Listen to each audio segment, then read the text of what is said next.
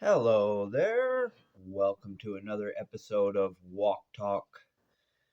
Um, I should think of a fact about the WOK. The fact about the WOK, not the metal titanium WOK, but my WOK for lost loved ones. I will be doing a 10-kilometer walk every weekend now, is my plans currently. So far, I've done that 2 weeks in a row, and those 10 kilometers will just be training for the big walk to Beaver Lodge again next year. We're also celebrating successfully carrying the pallet 50 miles back in May to raise awareness for suicide prevention. The shield squats we're about to do used to be in preparation. Now they're in preparation for next year, but they're also just celebration for the fact that we carried the pallet 50 miles and recorded our unofficial world record. More on that on the Walk for Loved Ones, Walk for Lost Loved Ones playlist. And my shorts are full of footage from the walk to Beaver Lodge. I think that sounds so funny saying my shorts are full of something.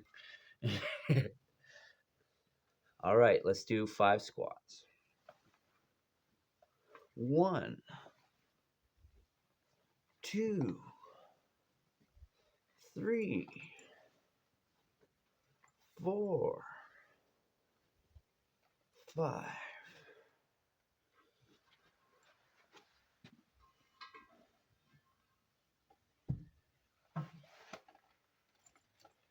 Oh. If it turns out I miscounted, please let me know in the comments. The shield weighs about 50 pounds. It's not too difficult of a thing to do, but if I'm not feeling great, it's not always the easiest thing to do. I'm asthmatic, but I endeavor to be the strongest real life superhero, so asthma is just an excuse. It doesn't matter. I got asthma medication. Yeah. Uh, this is kind of a re-record. I did episode 46 of Walk Talk, and I didn't like the way it turned out. So we're doing it again, and kind of different. I'll start with what I finished with last time, which was I finally got a reply to one of my comments on Skyline Superheroes video, or one of his shorts rather. You know, he's got a big YouTube channel. He can't necessarily reply to everything, but basically, he did this short where he was like, "This is a place I used to swim when I was a kid." And look at it now, you know, it's all drained and everything. And then he's talking about why data centers are so bad because water is so important. And I kind of had to leave the comment. It's just like, um, gotta, just to be clear, is your childhood swimming hole drained, or uh, is there no water there because of a data center? And he was like, no, it's climate change. And it's like, okay, I really appreciate. I replied, I really appreciated you clearing that up. And then I gave him this big long comment about how I'm a big fan and how he gives me hope for the future of the real life superhero community. Um, Told him that he's really raising the bar as far as YouTube for real life superheroes. And I told him that I'm trying to raise the bar with my 50-mile pallet carry to raise awareness for suicide prevention. Um, but he didn't reply to that comment. You know, I understand he's a busy guy, but you know, I'll just leave that at that. I don't want to be too sour about it. I was just hoping to maybe have a little more of an interaction, but like any community, it's hard not to feel like there's a pecking order of things. I'd say Skyline Superhero is way up there in the pecking order in a pretty short period of time, which is it's really good for him. Um, and you know what? I know some of the big name real life superheroes. I'm friends with Master Legend, so I don't need to feel butthurt that I'm not talking to Skyline. He's number one on YouTube, but he's still a new guy. but he's doing fucking fantastic. I'll say the thing I like about Skyline, like let me go through it. Like I love his outfit. I love the fact that he has a martial arts background and military background, and he's really got his shit together. Love that outfit, and his videos are slick pieces of operation. The thing I like the most about him is that he carries a full size first aid kit on his back, and well, he could whip his out and say mine is bigger than yours because I carry a pretty dinky little first aid kit. I also carry Narcan. I would assume he also carries Narcan. I can't remember if he has talked about that or not. I would not be surprised if he does. I know at one point he was even carrying around like a fire extinguisher. I don't know if he does now. I think he talked about lightening up on his gear a little bit. Um, yeah, no. The only thing I don't like about watching his real life superhero Iceberg is every once in a while he goes into other territory that's not necessarily real life superhero stuff. That's like robotics. That's like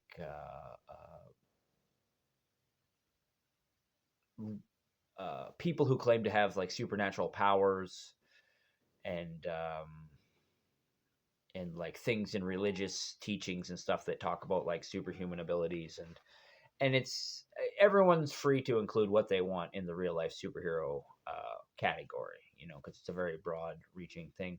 I kind of wonder if he's going to include things like people claiming to have superhuman abilities. Why isn't he including like world's strongest man type stuff?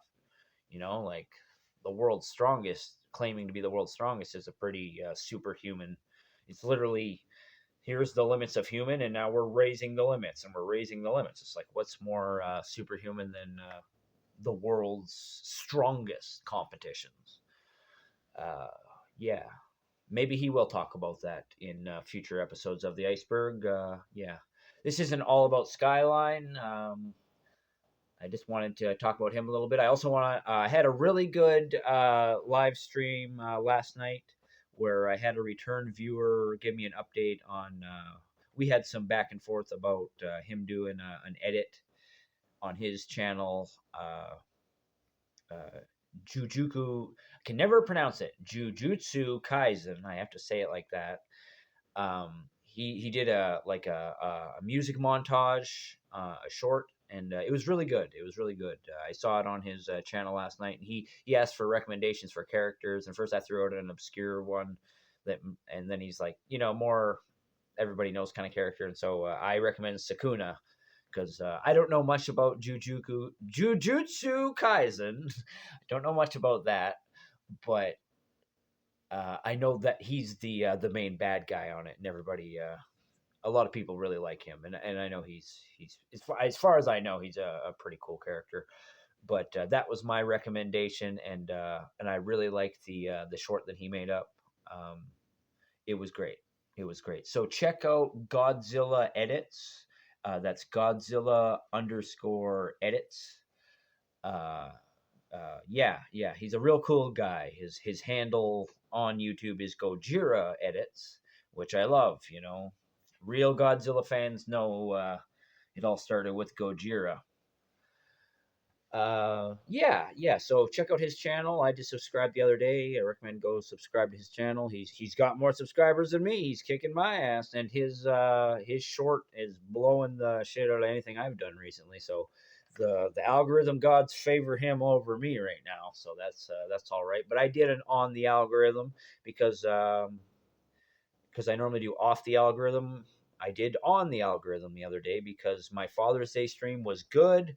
That was when I talked to Gojira Edits about his video, and I talked to a bunch of people, and that's what I want to talk about now. Is I had a lot of really good interactions with people, and sometimes bad interactions become good interactions. That happened twice actually. Somebody was kind of making fun of the way I looked, and they're like, "Oh, you need to wipe your face." And I think they were basically saying I need to get rid of my beard, and they're saying my beard looked like shit on my face or whatever. But I didn't take it very well, and I like told them to fuck themselves. And they're like, "You're mean," and I'm like, "Well, I'm mean. You're making fun of me." And then we had a resolution. That was like a not a very justified crash out, but like, you try to break my balls, I'll break your balls right back. But later on, I had a much bigger crash out, a bigger rage, because somebody was hearing the story of my best friend that had committed suicide, and then they started making crude comments. Basically, it's like, "Oh, with a friend like you, no wonder he committed suicide." And I was like, "Are you really doing this, buddy? Really?" And then he continued on with it. And after hearing how my best friend committed suicide, he's like, "Oh, that's hilarious. That's hilarious." And he's just being a shitty guy. But I could tell he's just being a shitty guy. And so I started calling him the biggest douche in the universe and the biggest C word in the universe. I don't want to say it here because it may be a word that offends some people. And I don't want to offend if I actually have a female viewer out there. I think I'm mostly guys. I don't want to offend them by using the C word. But I know some people. If you're British or Australian, I think the C word is like no big fucking deal. But he was being an edgelord, and he was standing on the edge of the pit in Sparta, and I had to be King Leonidas and hold him accountable for the words of his tongue. But when I kick you into a pit, I don't kick you to your doom. I just kick you down to Billy Butcher. Billy Butcher's in the pit, and he's using the C word. And I save that word for very special occasions when I think you're being an extra special kind of asshole. And I don't really regret using it. But if someone's offended by that word, I do apologize because I've stopped watching other people's content because I didn't like them using words that specifically one word, the R slur. You may know what it is. Look it up if you don't know. I'm not gonna say it here, but Space King likes to throw around the R slur, and it's like a fun, no brains, like just enjoy yourself kind of cartoon.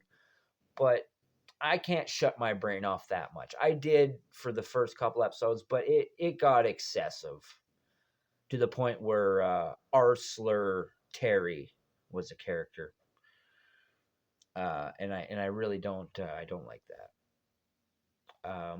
And so if somebody wants to hold me to the same standard by saying I shouldn't have used the C word, well, fair enough. I don't think it's as bad, but I understand somebody might be offended by it. But anybody can be offended by anything as well. So you can only police yourself so far. And in other contexts, I have looked the other way when people use that R word. But it's kind of in the context of how they use it, because some people use it in a way like when someone says something is gay and they don't mean it's gay, they mean it like it sucks, it's lame. Other people might use the R slur in that way, and both those can be offensive ways of speaking. Um, but we I think, to me, it means a lot when we take time to put effort into what we say. But at the same time, I understand when people just want to talk and not have to worry about offending each other, and sometimes we just need to talk. And so, if somebody is being a shitty person, I might be kind of a shitty person in response. And that's what, and by the end of the live stream there, even though he was making jokes about my best friend killing himself, I am open to everyone, even assholes and edge lords. We're all human. We're all in this together. And so I'd say by the stream, I was happy to say that we seemed like friends by the end of the stream. So shout out to Dawn. I'm trying to think if it was Dom or Dawn. I think it was Dawn. Shout out to the biggest douche in the universe. You really pushed the fucking limit there, buddy. Like, don't expect any different from anybody else, because that's some pretty harsh shit you were laying down. But he did. When people are being harsh, they're able to ask questions that other people wouldn't be willing to ask. And he asked me, "It's like, so how many people have you stopped from jumping off a bridge by carrying your pallet?" And I told him I honestly don't know that. Maybe it's not how it works. And I just want to inspire people to choose life.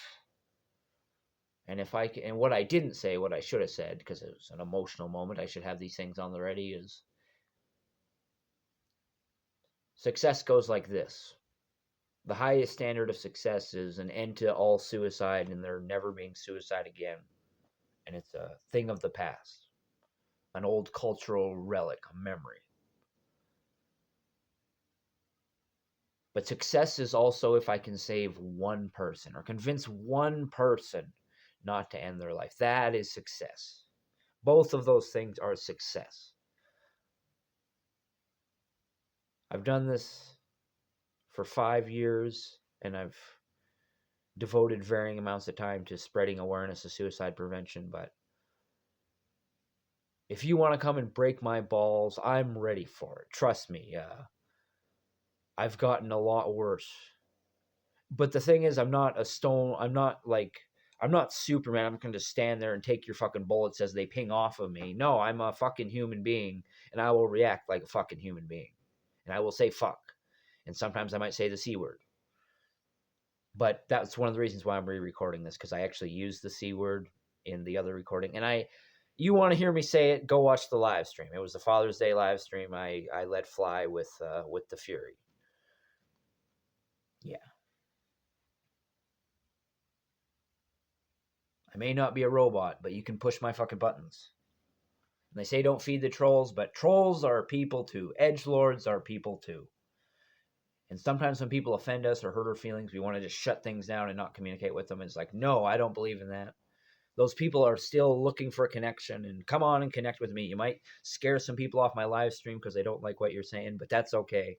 They deserve to take a break from your bullshit because I'll take your bullshit. But I hope they come back to see more of me, and I hope trolls don't feel like they can just ruin my live stream. But at the same time, I'm ready for everybody. Like, come on. I'm here for you trolls. I'm here for you human beings out there of all kinds.